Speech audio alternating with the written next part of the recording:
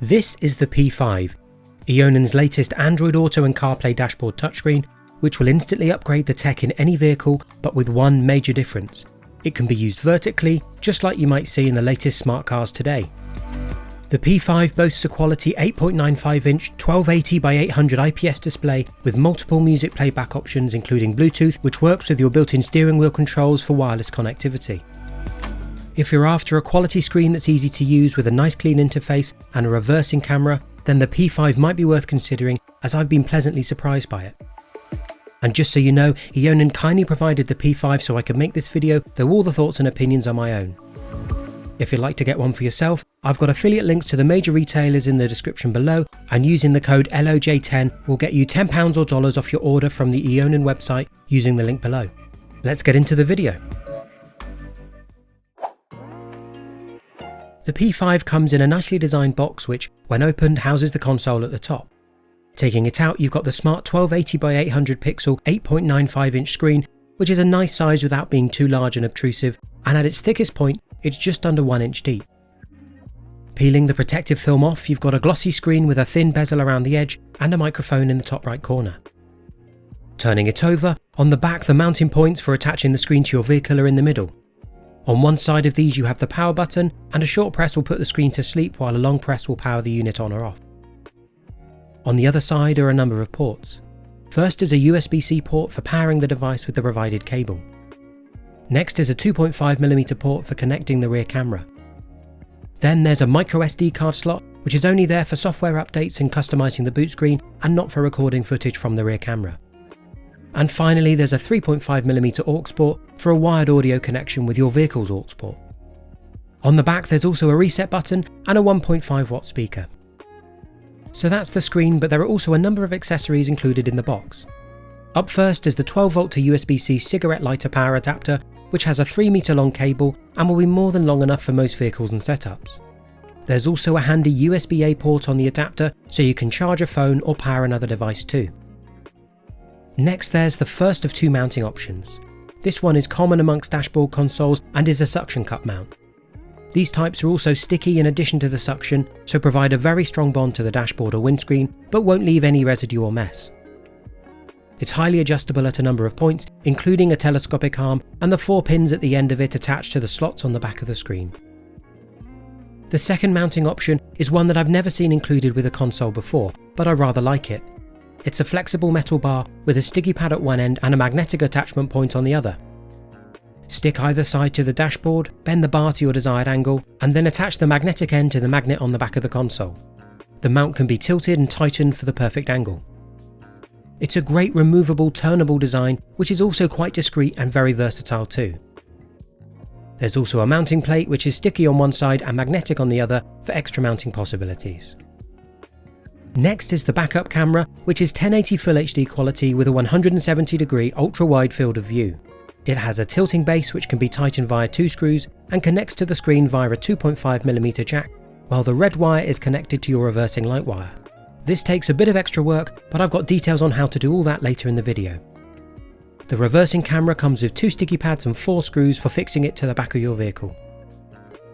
Finally, there's a trim removal tool for helping to hide the cables, 4 sticky back cable tidying clips, a 3.5mm aux cable for wired audio playback, and a user manual. So that's the Eonon P5 and accessories unboxed. Let's get installing and using it. It really is a quick and easy job to install one of these devices in a vehicle. First, choose which mount you want to use.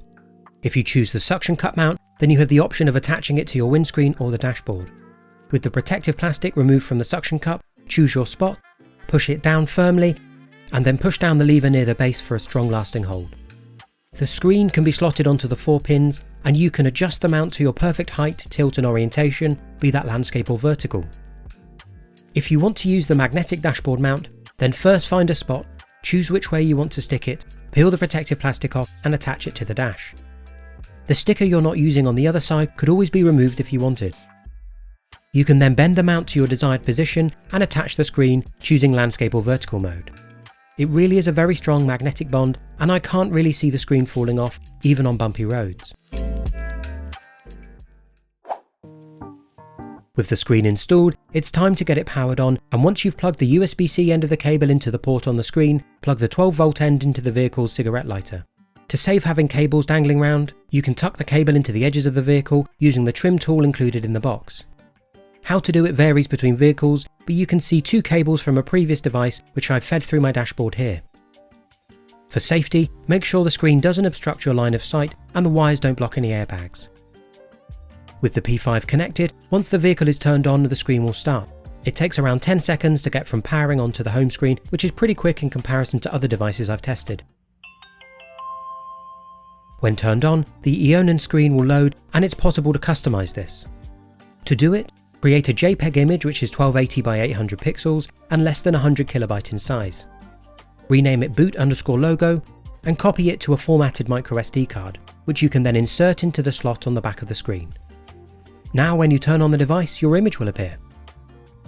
But back to the initial startup, the only setup you need to do is select your language, and with that you'll be ready to go. If, like me, the first thing you're interested in is switching it to vertical mode, then there's a button to do that in the bottom right of the screen. This will restart the screen in the new orientation, as it's not like a phone which can auto-rotate. There are lots of apps and settings to explore on the P5, and it can be tricky filming a screen, so if you're seeing any lines or artifacts, then it's purely my camera and not the P5, which is very good quality. Starting with the bottom menu, the far left power button puts the screen dark, while touching anywhere on the screen will wake it up again. The button next to it brings up a brightness slider, which is responsive in darkening the screen, though there doesn't appear to be a standard auto brightness function. The next button brings up connection options. You have CarPlay for Apple phones and Android Auto for Android phones, which is what I'll be connecting to later. Then there's AirPlay for mirroring content from your iPhone to the screen, as well as Superlink, which requires the third-party app Evelink and is a way for Android phones to do the same, as it isn't natively baked into them. I don't love this method, but there isn't really any other option for dashboard consoles, and it's at least nice to have available. You can also use the Evelink app to perform firmware updates, so you've always got the latest version of the P5. Finally, there's Bluetooth music for listening to music wirelessly via a phone without connecting to CarPlay or Android Auto. Back on the home page, the next button on the bottom menu brings up a volume slider, and the final button, as we've already seen, changes the orientation of the screen after a restart. On the main area of the home page, there are music controls on the left, which are used when playing Bluetooth music, and then there are a number of apps. CarPlay, Android Auto, AirPlay and Superlink are the same as their counterparts in the bottom menu and are shortcuts to their respective connection screens. The fifth app, however, is audio output, and this provides 4 ways to listen to music from the device. The first is speaker, which will play sounds through the 1.5 watt built-in speaker. As you'd imagine, it's not as good as car speakers, but useful to have at your disposal.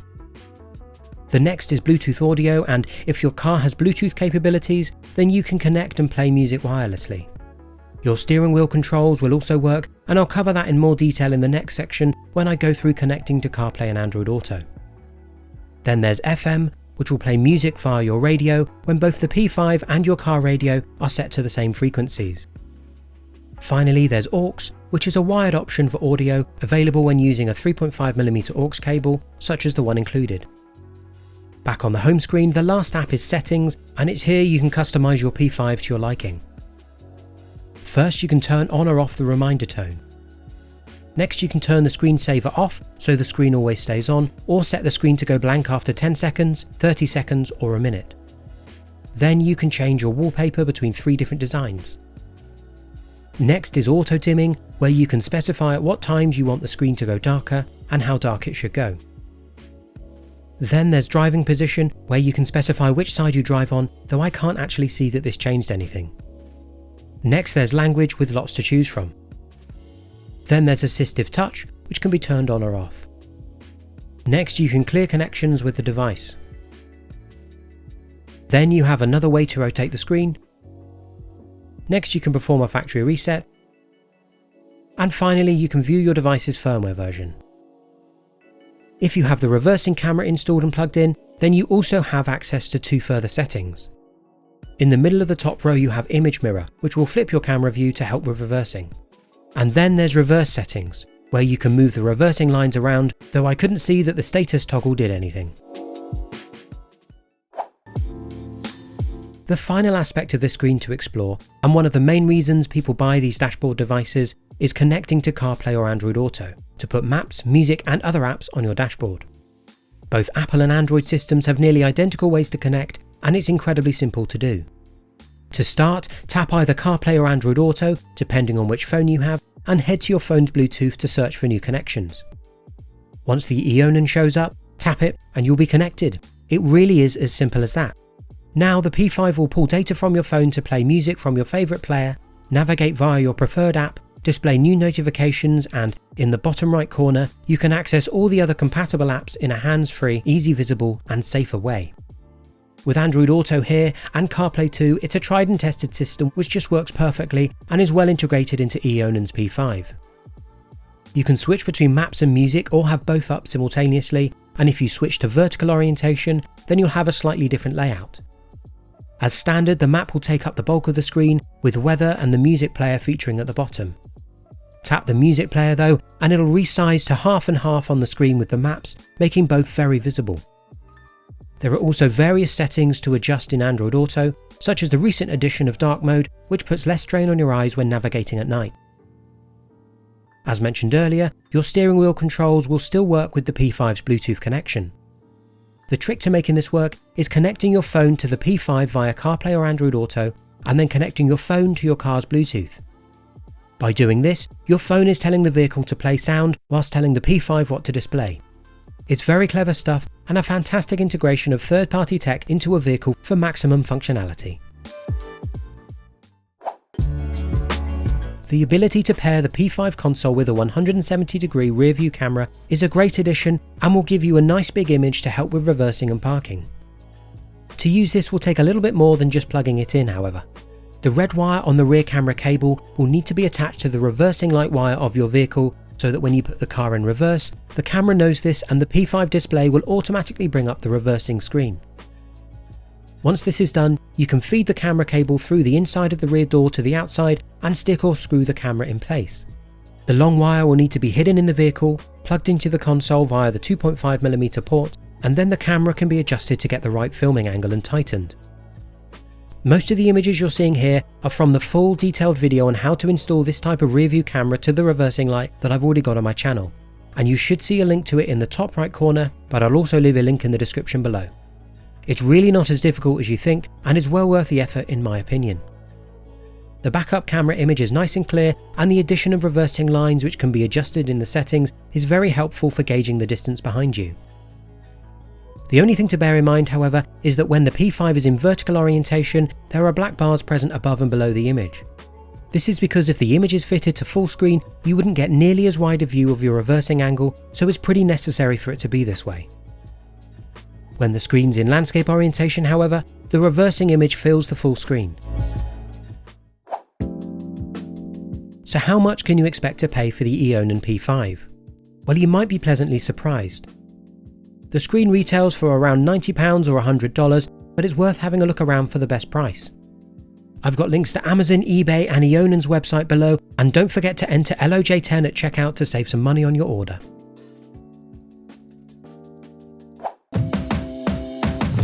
For under £100, I've been very impressed with the Eonon P5. At 1280 by 800 pixels, you'd rightly be worried that the screen resolution wouldn't be very good, but I have to say I've been surprised, and it's really nice quality and responsive too. The ability for the console to be used in vertical orientation is a fantastic extra which I haven't seen many places elsewhere, and that flexible magnetic mount means you can put it in so many positions. It'll be nice to see how Eonon develops this type of screen, and I think it'll be great to see an even bigger one too. If you've enjoyed this video and think I've earned it, please take a moment to like the video, subscribe to my channel and hit the notification bell to be the first to see more videos like this. Thanks for watching.